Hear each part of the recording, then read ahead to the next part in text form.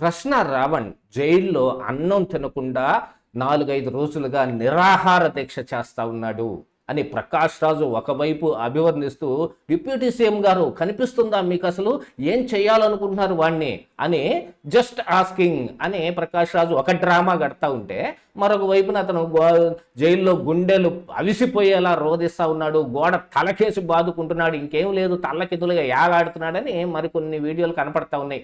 ఇది main స్ట్రీమ్లోను social మీడియాలో కూడా. అసలు ఎంతకీ జైల్లో ప్రశ్న రావణ్ ఏం చేస్తున్నాడు? కొండబద్దలకు అందిన ఎక్స్క్లూజివ్ సమాచారం ప్రకారంగా ఏం జరుగుతుంది ఈ వీడియోలో చూద్దాం. ఏంటిటా కుండబద్దలు కొడతాట. నమస్కారం, కుండబద్దల ప్రేక్షకులకు స్వాగతం. ప్రశ్న రావణ్ ఉపా చట్టం కింద అరెస్ట్ అయ్యి నెల్లూరు జైలుకి వెళ్ళిన కొత్తల్లో గుండెలు పగిలేటట్టు ఏడ్చాడు. ఒకవైపున ఈ మీడియాలో వస్తున్న కథలు ఒక రకంగా వాస్తవమే. ఆ క్రమంలోనే ఆయన 2-3 రోజులు అన్నం కూడా సరిగా తీసుకోకుండా ఆయన కొంచెం అన్రెస్ట్గా ఉండి నిద్ర కూడా సరిగా పోవటం లేదు. ఆ మాట కూడా ప్రకాష్ రాజు చెప్పిన దాంట్లో కూడా కొంత వాస్తవం ఉంది. కాకపోతే నన్ను ఇలా చట్టం కింద ఎందుకు అరెస్ట్ చేశారు అని నిరాహార దీక్ష చేస్తున్నాడని కట్టు కథ అల్లాడు చూడండి ప్రకాష్ రాజ్. అది శుద్ధ అబద్ధం. అతను అన్రెస్ట్లో ఉండి ఈ అర్జెంటుగా నేను జైలుకి వచ్చి ఇలా పడిపోయానేమిటి, నాకేంటి ఇలాగైపోయింది, నేను ఒక్కడిని ఇలా ఇరుక్కుపోయానేమిటి అనే ఒక బాధ కావచ్చు. దీని నుంచి తప్పించుకోవటం ఎలాగా, అసలు ఉపా చట్టం కింద నన్ను అరెస్ట్ చేస్తారనే ఊహే లేని రావణ్కి మరి 1-2 రోజులు సర్దుకోవటానికి టైం పడుతుంది కదా. దాన్ని ఈ రకంగా మార్చే ప్రయత్నం చేశాడు ప్రకాష్ రాజ్. మరి ఇంకొక వైపున ప్రశ్న రావణ్ గురించి పడని వాళ్ళు కానీ, గతంలో ప్రశ్న రావణ్ వాళ్ళని అమ్మనాభూతులు తిట్టించుకున్న వాళ్ళు కానీ, మిగతా కొంత మీడియాలు పవన్ కళ్యాణ్కి బాగా భజన చేయటం కోసం చేసే కొన్ని ఛానల్స్ వేసే కొన్ని కథనాలు కానీ, వీటిలో కూడా కొంత వాస్తవం ఏంటంటే ఎవరికైనా ఏడుపు వస్తుంది. రావణ్ కూడా అందుకు అతీతుడేం కాదు. బయటకి గంభీరంగా గండు మొహంతో అసలు ఎవరినైనా సరే అమాంతం మింగేసేటి రాక్షసుల్లాగే కనపడుతున్నా లోపల హృదయం అనేది ఒకటి ఉంటుంది. మనసుకు కూడా తెలుసు నిజాలు ఏంటి తెలుసు. తన పరిస్థితి ఏమిటని ఆలోచించుకున్నప్పుడు ఎంతటి మనగాడికైనా సరే ఏడుపు వస్తుంది. ఆ ఏడుపుని మరి ఇలాగ మార్చారు వీళ్ళు. మరి కొండబద్దలకి ఎక్స్క్లూజివ్గా అనే సమాచారం ఏంటి, ఆ విషయం కూడా చెబుతాం. దానికంటే ముందుగా ఇప్పుడు ఈ ఉపా చట్టం కింద రావణ్ అరెస్ట్ అయినప్పుడు మరి పోలీసులు ఒక 10 రోజులు కస్టడీ కావాలని కోరుకున్నారు. కానీ దాన్ని ఇప్పుడు విత్డ్రా చేసుకుని 15 రోజులకు కావాలని మరొక పిటిషన్ వేశారు. సరే, ఆ విషయం ఓ పక్కన అలా ఉంచితే, మరొక వైపున దీని మీద ఏబి వెంకటేశ్వరరావు లాంటి వాళ్ళు చెప్పిన ఈ కథనాలు కానీ, లేకపోతే ఉపా చట్టం కింద ఇది అసలు ఎందుకు నిలబడదని చెప్పేది కానీ, ఇవన్నీ కూడా రావణ్ దాకా చేరటానికే అన్నట్టుగా కూడా ఒక సమాచారం అయితే ఉంది. ఎందుకంటే రావణ్ జైల్లో కూర్చొని శుభ్రంగా ఉన్న పేపర్లన్నింటినీ శోధిస్తూ ఉన్నాడు. అందులో ఏ ఇన్ఫర్మేషన్ ఏం వస్తుంది మొత్తం అంతా గ్యాదర్ చేసుకుని పెట్టుకుంటున్నాడు. దాంతో ఆయన ఫ్యూచర్ ప్లాన్ ఏమిటి, నాకు రేపేం జరగబోతుంది అని ఒక ఐడియాలజీని అతను తెచ్చుకునే ప్రయత్నం చేస్తున్నాడు. అందుకనే చాలా సైలెంట్గా ఎవరితోటి కలవకుండా ఉన్నాడు. కాకపోతే జైల్లో ఏం జరుగుద్ది అనే ఒక భయం కూడా ఉంది. అందుకనే మిగతా ఖైదీలతోటి కలవకుండా ఆయనకి ఇచ్చిన బ్యారకులు అక్కడే ఉండి బయటకు కూడా రావటం లేదు. ఏం చేసినా అక్కడే చేస్తున్నాడు. పేపర్లు కూడా అక్కడికే తెప్పించుకొని చదువుకుంటున్నాడు. ఎందుకు అని అంటే మరి ఈ దేవుళ్ళ మీద మాట్లాడిన దాని మీదనో, లేదు పవన్ కళ్యాణ్ ఫ్యాన్స్ లాంటి వాళ్ళతోటో జైల్లో ఏదన్నా గొడవ అయ్యి తన మీద ఏదన్నా హత్యాయత్నం జరిగిద్దని ఒక భయం అయితే రావణ్లో ఉంది. అందుకని ఆయన లోపలే కూర్చొని ఉంటున్నాడు, ఇక రావటం లేదు.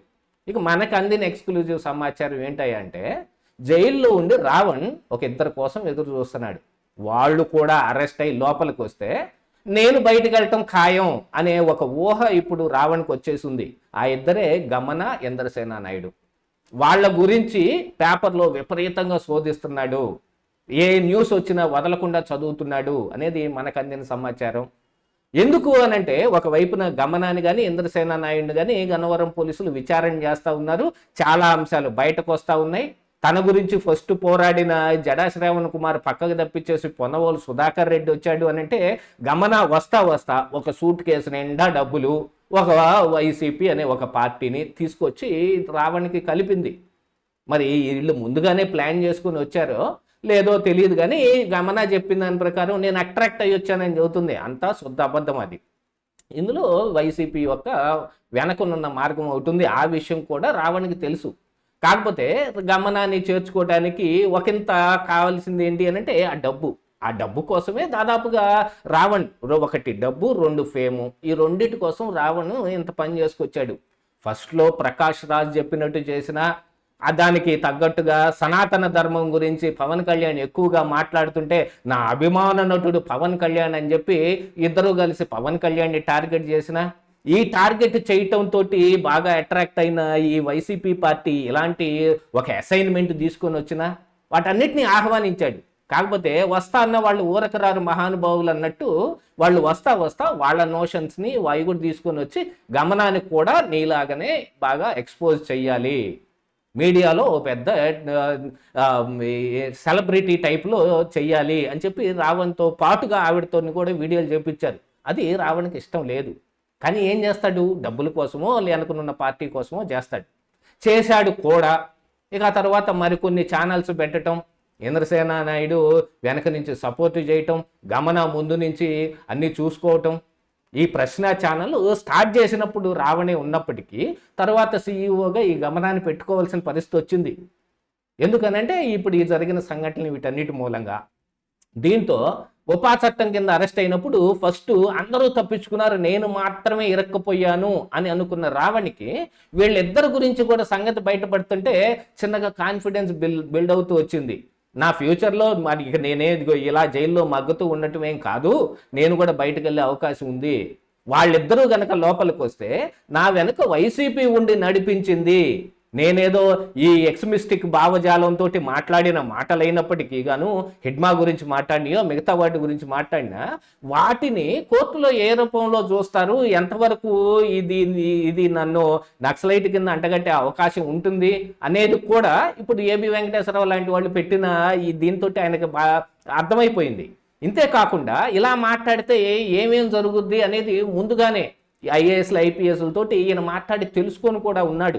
అందుకనే చాలా ధైర్యంగా ఆ మాటలనే మాట్లాడాడు. కాకపోతే ఇప్పుడు అసలైంది బయటపడింది ఏమిటంటే దొంగతనం. ఆయన మిగతా ఈ ఆడవాళ్లతో చేసిన ఈ అశ్లీల వీడియోలు ఉన్నాయే అది బయటపడటం మూలాన నా అసలు రంగు మొత్తం జనాలకు తెలిసిపోయింది. రేపు రానున్న వీడియోలను ఎలా చూస్తారు నన్ను, నీకు ఇవి ఒకవేళ ఈ అబద్ధమనో నిజమనో ఏదో ఒకటి బుకాయించే పని చేసినా నేను ఇప్పుడు వైసీపీ తోటి కాంట కాగేసి ఈ వీడియోలన్నీ చేశాను అనేది అసలు నిజం కూడా బయటపడిపోతే మరి తర్వాత ప్రశ్న ఛానల్ పరిస్థితి ఏమిటి అనేది కూడా ఒక ఆలోచన ఉంది. తన గురించి తనకైతే నేను ఖచ్చితంగా బయటకు వస్తాను, ఆ ఇద్దరు లోపలికి వస్తే అనే ఒక భావన రావటంతో పాటుగా ఇన్ ఫ్యూచర్ నేను మళ్ళీ ఇది ఇలాగనే కొనసాగించాలంటే ఏం చెయ్యాలనే ఒక భావంతో కూడా కొత్త రకమైన ప్లానింగ్ కూడా చేస్తూ ఉన్నట్టుగా కొంత సమాచారం ఉంది. మొత్తంగా ఈ సమాచారం వీటన్నిటిని క్రోడీకరించుకునే పనిలో ఆయన క్రమం తప్పకుండా ప్రతి న్యూస్ పేపర్ చదవటం, ప్రతి ఇన్ఫర్మేషన్ని గ్యాదర్ చేసుకునే పనిలో ఉన్నాడు. ఇది జైల్లో రావణ్ చేస్తున్న పని. ఇదే ఈరోజు కుండబద్దలు.